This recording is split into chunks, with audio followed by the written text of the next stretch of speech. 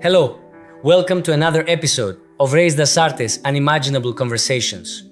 Today, we are going to talk with one of the most remarkable artists of the early 20th century. With his unmistakable style, elongated faces, elegant necks, and mysterious eyes, he lived through the extraordinary artistic atmosphere of Paris in his time. My guest today is Amedeo Modigliani.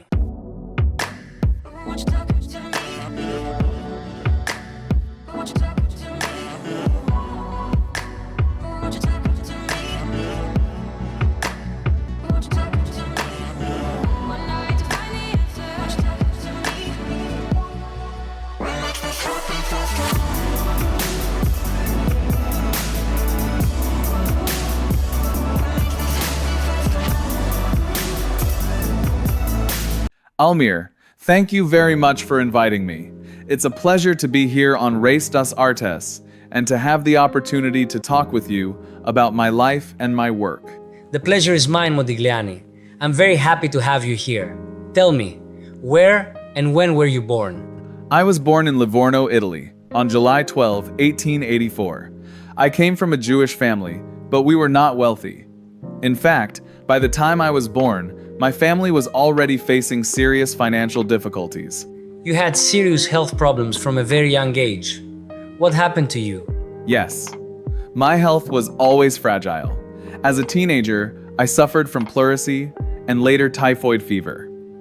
Then, I developed tuberculosis, a disease that would follow me for the rest of my life. My poor health affected many of the choices I made, but it never stopped me from pursuing art. When did you realize that you wanted to become an artist? I was very young. During my illnesses, my mother encouraged my interest in art, and when I recovered, I began studying painting seriously in Livorno. Later, I continued my studies in Florence and Venice. From that point on, I knew that art would be my life. Why did you decide to leave Italy and move to Paris? Because Paris was the center of the art world. I arrived there in 1906, when I was 21 years old. I wanted to be surrounded by artists, new ideas, and new ways of creating. Paris completely changed my life and my art. When you arrived in Paris, who was your teacher, and which artists were part of the world around you? I studied at the Académie Colarossi, where I worked under the painter Paul Alexandre. But Almir, Paris itself became my greatest school. I was surrounded by extraordinary artists, such as Pablo Picasso, Constantin Brancusi, Chaim Soutine, and Maurice Utrillo. We were all part of that intense artistic world of Montmartre and Montparnasse. Your portraits have a very distinctive style, elongated faces and necks, and eyes that sometimes seem empty. How did you develop that style? I was influenced by many things: Italian Renaissance art, African sculpture, and the artists I discovered in Paris. But I never wanted simply to reproduce what I saw. I wanted to capture something deeper about the person. The elongated faces, the long necks, and those mysterious eyes gradually became my own visual language. Which artistic movement did you identify with at the time? And when you began painting such stylized portraits, so different from the traditional idea of beauty people were used to, weren't you afraid, or at least insecure, about how your work would be received? I lived among many movements: Cubism, Expressionism, and the avant-garde of Paris. But I never truly belonged to any of them. Today, I am often associated with the School of Paris, but I was searching for my own language. And Almir, yes, there was uncertainty. When you choose a different path, you never know if people will understand it. But I was more afraid of losing my own vision than of being rejected. I didn't want to paint what people expected. I wanted to paint what I felt. You were not only a painter. For several years, you dedicated yourself seriously to sculpture. Why did sculpture become so important to you? For a time, I actually dreamed of becoming a sculptor more than a painter. I was deeply influenced by Constantin Brancusi and by African and ancient sculpture. I was fascinated by simplicity, elongated forms, and the idea of reducing a face to its essence. Sculpture changed the way I saw the human figure, and when I returned more fully to painting, that influence remained in my portraits.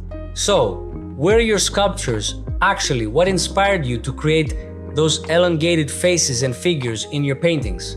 Explain to me how that happened. Yes, sculpture had a profound influence on my painting. When I was sculpting, I became fascinated by elongated faces, long necks, and simplified forms, especially in African and ancient sculpture. I wanted to remove unnecessary details and find the essence of the human face. When I eventually returned mainly to painting, I carried that experience with me. The long necks, oval faces, and simplified features you see in my portraits were, in many ways, born from what I had discovered through sculpture. Let's talk about your personal life. You never officially married, but you had important relationships. At the same time, you struggled financially for much of your life. What was your life really like in Paris? My life in Paris was far from easy. I had very little money, and there were times when I could barely pay the rent, or even afford a proper meal. I sometimes exchanged drawings for food or drink. My personal life was intense as well. I had relationships, but the most important woman in my final years was Jeanne Hebuterne. She became my companion, my model, and the mother of our daughter. We lived together, but our life was marked by poverty, my declining health, and my increasingly destructive habits. Tell me more about your addictions. What were you using? And do you believe that those excesses contributed to your life being so tragically short? I drank heavily, and I also used hashish and other drugs. At times, that became part of the bohemian life I was living in Paris, but it was also a way of escaping pain, poverty, and perhaps even the reality of my illness. I had suffered from tuberculosis for many years, and my health was already very fragile. The alcohol, the drugs, the poor nutrition, and the way I lived certainly did not help. They weakened a body that was already sick, but ultimately, I died from tuberculous meningitis. So I cannot say that my addictions alone killed me, but I can say that the life I was living probably made it much harder for my body to fight the disease. After your death, something terribly tragic happened almost immediately. Can you tell us what happened? Yes, I died in Paris on January 24, 1920, at only 35 years old. Jeanne was devastated. She was 21 years old, pregnant with our second child, and already the mother of our little daughter. The following day, overwhelmed by grief, Jeanne took her own life. She was staying at her parents' home and jumped from a window. She died, and so did our unborn child. It is perhaps the most painful chapter of our story. In just a little more than 24 hours, our daughter had lost her father, her mother, and the siblings she would never know. Modigliani, we've talked about the struggles you faced during your lifetime: poverty, illness, addiction, and the difficulty of being recognized as an artist. But after your death, everything changed. Your work began to gain extraordinary recognition and value. How do you explain the fact that the world only truly recognized your art after you were gone? Perhaps I was simply ahead of my time. When I was alive, my work didn't fit comfortably into what people expected. My portraits were different: the elongated faces, the empty or mysterious eyes, the simplicity of the forms. After my death, people began to look at my work differently. They understood that I wasn't trying to paint people exactly as they appeared. I was trying to capture something deeper: their character, their soul. There is a certain irony in it, of course. I struggled to survive as an artist, and today, my paintings are worth millions. I only wish I could have seen a little of that recognition while I was alive. Today, your paintings are worth millions of dollars. But during your lifetime, how much would you typically sell a painting for? Very little. In those days, I was struggling financially. My paintings were sold for modest sums, often through dealers who supported me and tried to find buyers for my work. I never made anything close to what my paintings would later become worth. I could never have imagined the prices they would reach after my death. Let me give you some information that might surprise you. In 2015, your painting New Couché was sold at Christie's New York for $170.4 million. And in 2018, New Couché sur le côté gauche was sold at Sotheby's New York for $157.2 million. After everything you went through during your lifetime, how does it feel to hear these astronomical figures today? It is almost impossible for me to comprehend. To hear such figures after a life in which money was always a struggle feels deeply ironic.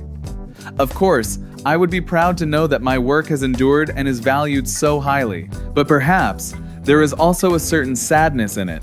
Recognition came when I was no longer there to experience it.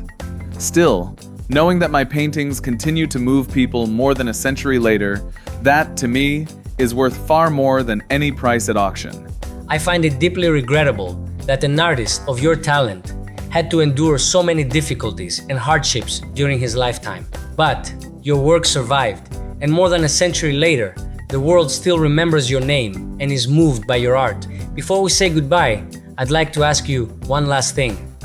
What message would you like to leave to everyone watching us today? I would tell them, never allow hardship, rejection, or the judgment of others to silence who you truly are. Create with honesty, love deeply, and remain faithful to your own vision. We are here for such a short time, but what we create can remain long after we are gone. If my paintings still speak to people today, then perhaps a part of me never truly disappeared. Thank you for inviting me to Race das Artes. It has been a pleasure to share my story with you and your audience. And thank you for keeping art and perhaps a little part of me alive. Goodbye, and until we meet again. Well, Amedeo, when you say until we meet again, I hope you mean right here on Race das Artes and not up there in heaven. I'm still far too young for that. And with that, we come to the end of another Race das Artes. If you enjoyed this conversation, please give us a like, share this episode, and subscribe to the channel. Less than 30% the people who watch the program are actually subscribed. So if you're one of them, please hit that subscribe button. It's free and it really helps the channel grow. Thank you so much for watching. I'll see you next Wednesday, right here on Race das Artes, with another unimaginable conversation. Bye bye, and see you next week.